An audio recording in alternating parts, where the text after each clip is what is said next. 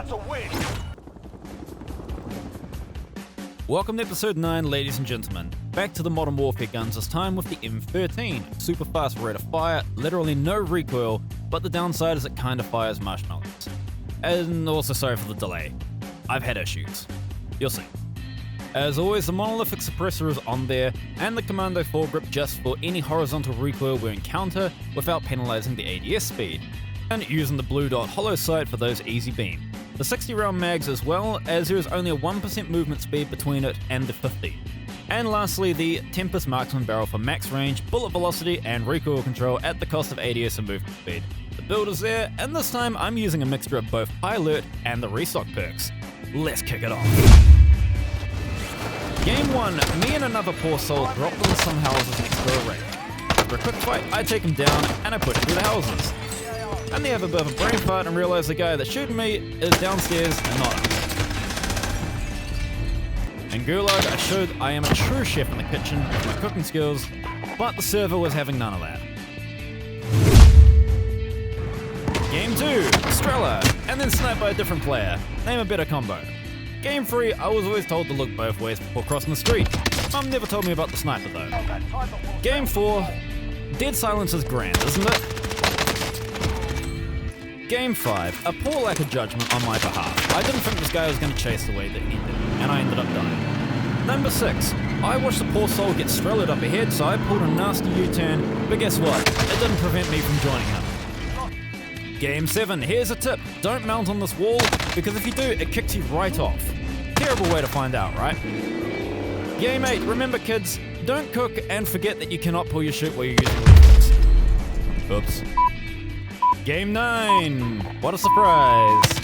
Game 10, nearly there, I promise. So if the revamp of Verdansk is actually a ledge behind this building, meaning people can shoot right in. Learn something new every day, I suppose. Game 12, I died. Game 13, I jumped out of the truck with the wrong weapon equipped. 10 out of 10, soldiers do not recommend.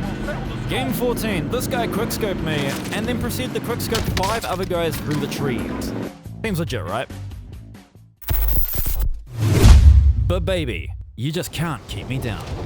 Game 16 is the Crown Taker. Landing in the cul-de-sac at the hills at the bottom of the map, I encounter one other player who I deal with quickly, grab a UAV and a bounty, and I go chase him down.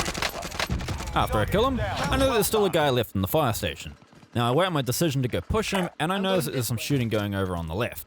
Instead of doing this here, I decide it's too risky, so I head back to the buy station. I grab my loadout, a self-revive, and a UAV that I pop immediately. I see the guy from earlier move up a lot closer, so I lay prone and debate which loadout to use. Ultimately, I settle on the restock build. When I've made my decision, I move up to kill him. He shoots first, I actually fumble a jump, and I start sending some bullets back his way, cracking his arm.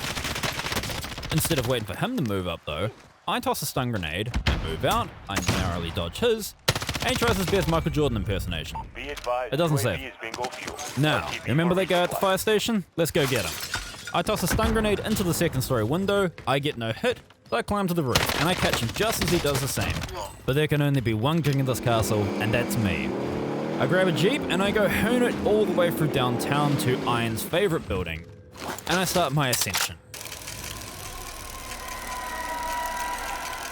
Well, it turns out heaven is actually the Gulag. I think I got duped.